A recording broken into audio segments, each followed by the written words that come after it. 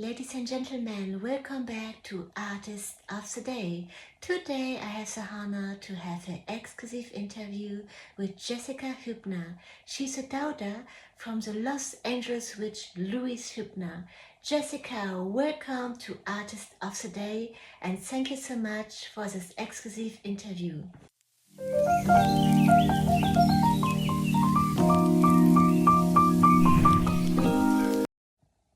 Dear Jessica, today we want to talk about your mother's legendary book, but first about you.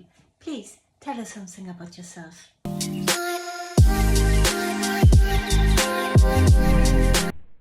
Hi Sarah, happy to talk with you today. A little bit about myself. Worked many years in visual effects as a coordinator, associate producer on a big Arnold Schwarzenegger theme park for Universal called T2 3D. And in recent years, doing a lot of vintage instrument consulting and placement for different movies, a Jim Carrey movie, a Hilary Duff movie. Those were always a lot of fun with the instruments. Dear Jessica, can you please read your foreword for us? Sure, I'll be happy to read the foreword to my mom's book. Came out 50 years ago, recently re-released, and I wrote the foreword. When I was in the first or second grade, we had a substitute teacher who must have asked us what our parents did for a living. All I remember is her becoming furious with me. "Don't say that about your mother." Uh-oh, I did not understand what the problem was. I think I tried to explain and it made things worse. That moment would shape the rest of my life. After all, my mother was a witch. I get asked all the time, "Are you a witch too?" Nope, I'm not, but I don't know, maybe I am. What is a witch? My mom was a self-proclaimed sixth-generation witch. At least that's what every newspaper article about her would start with. That would make me seventh generation, and my nieces Stephanie and Aubrey, eighth generation.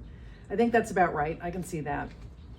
Certainly the time was ripe and the scene was happening when my mom was designated the official witch of Los Angeles County and presented with an official scroll from the city of Los Angeles, signed by Supervisor Ernest Debs, then chairman of the Board of County Supervisors, during the Folk Day event at the Hollywood Bowl in 1968. Can you imagine? That would never happen today, ever.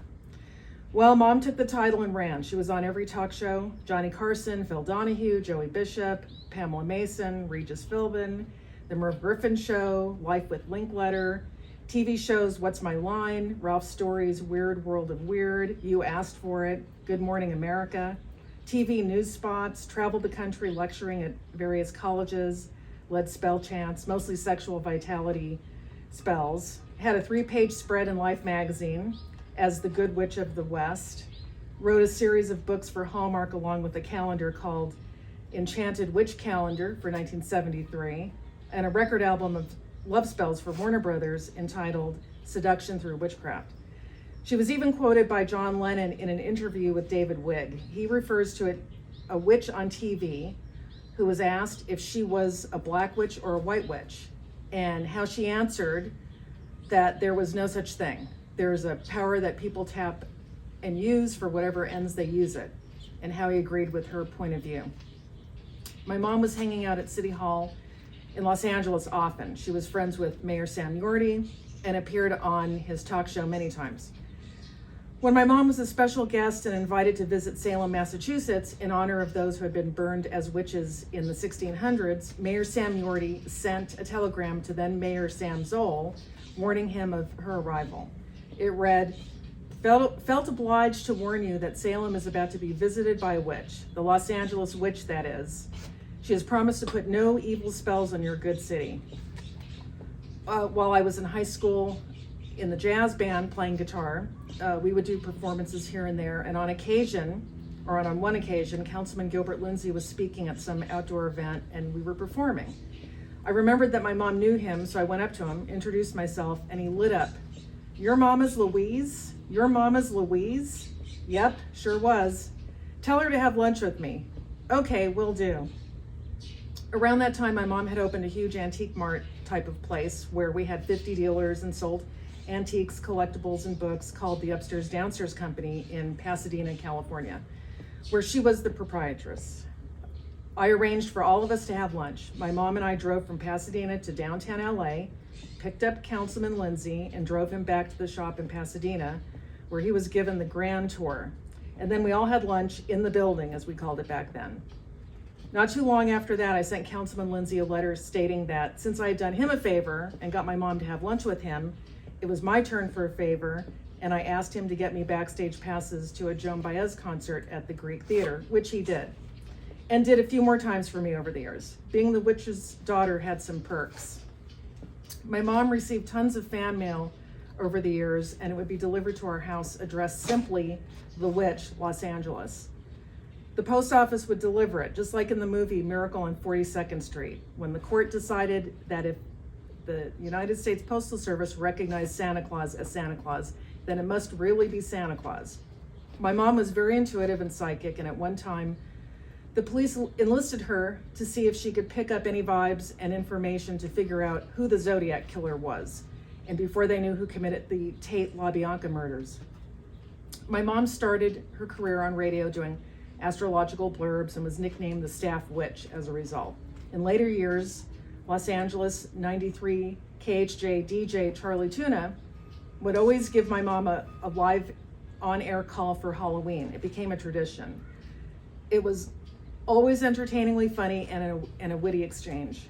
They would play Black Magic Woman by Santana or Witchy Woman by the Eagles as the intro bumper music before her spot. Whenever I hear those songs, I think of her. Our house was haunted. It was. How fitting for us.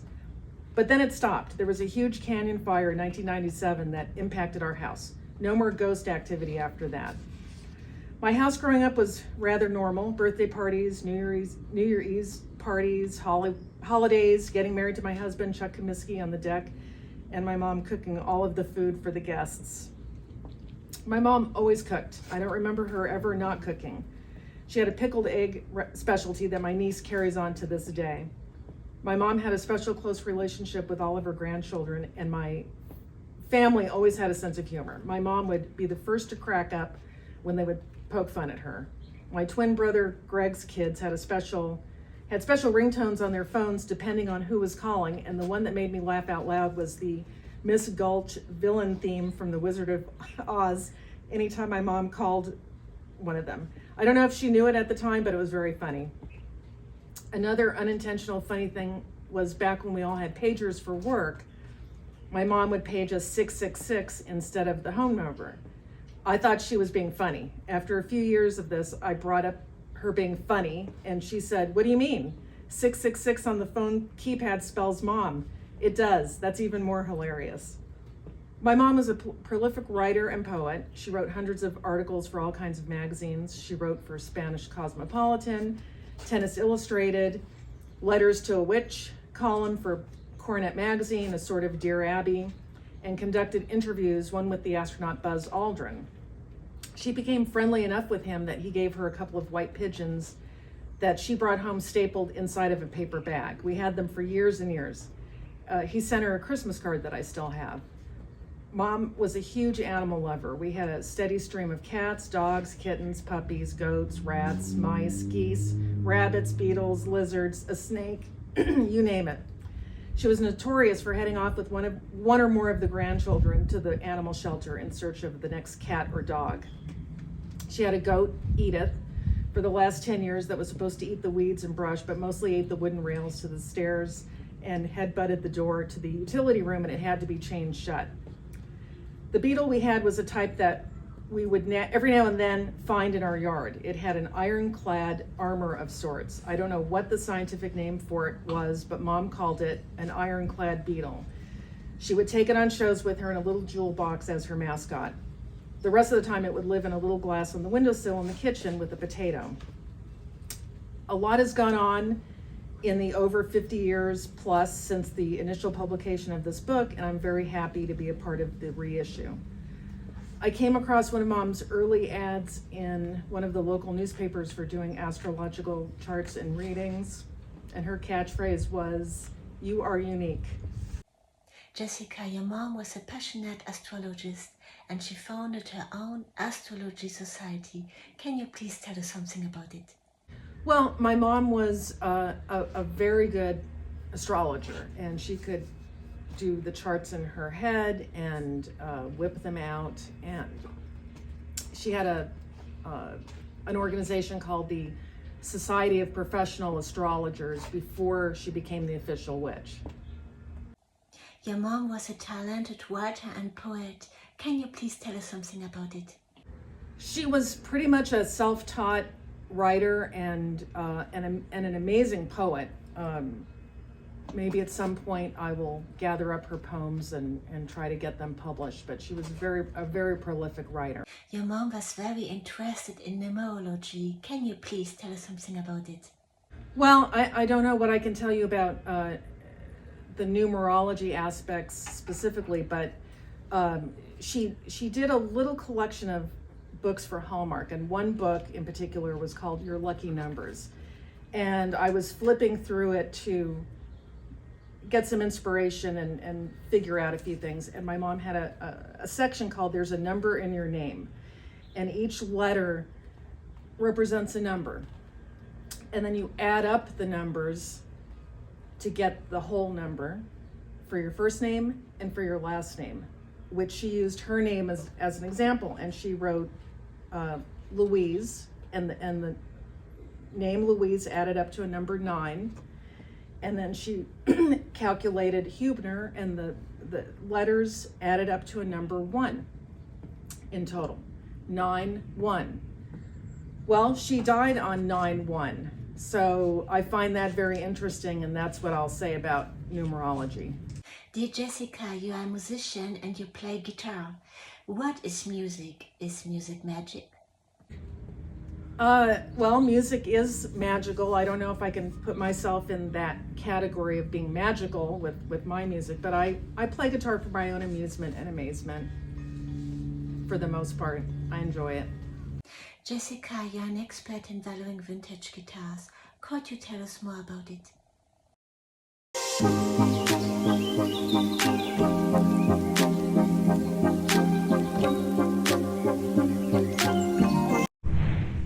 Well, it evolved. I was always interested in old guitars, and I would study them and hunt down information and buy them. And I couldn't buy the most expensive ones, so I would buy ones that always needed a little work, which taught me how to assess and appraise and figure out if something's been restored, not restored, altered in any way. And gradually that just evolved into, I had a stint at a famous music store where I became the main appraiser, and then gradually I just took that on as my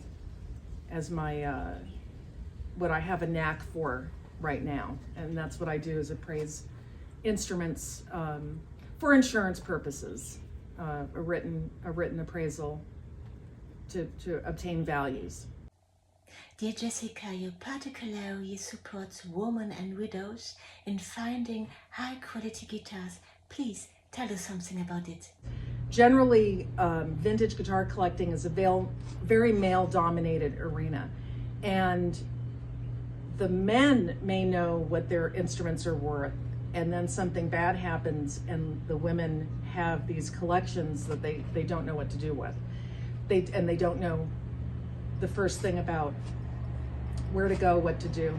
And we live in an era where people do get taken advantage of, especially women, I think. So one of the things that I tout is I am in the corner of the female, helping them navigate the male-dominated arena and help them obtain the best prices they can get for their instruments. I work on commission, and so that the instruments are not, sold for below market value just because someone can take advantage of their situation and predicament. So I feel like that's an attribute, and if I were a man who had a big collection, I would definitely give my number to their significant others for the future, just in case. That would be my advice. Jessica, where exactly is your workplace? How can I contact you?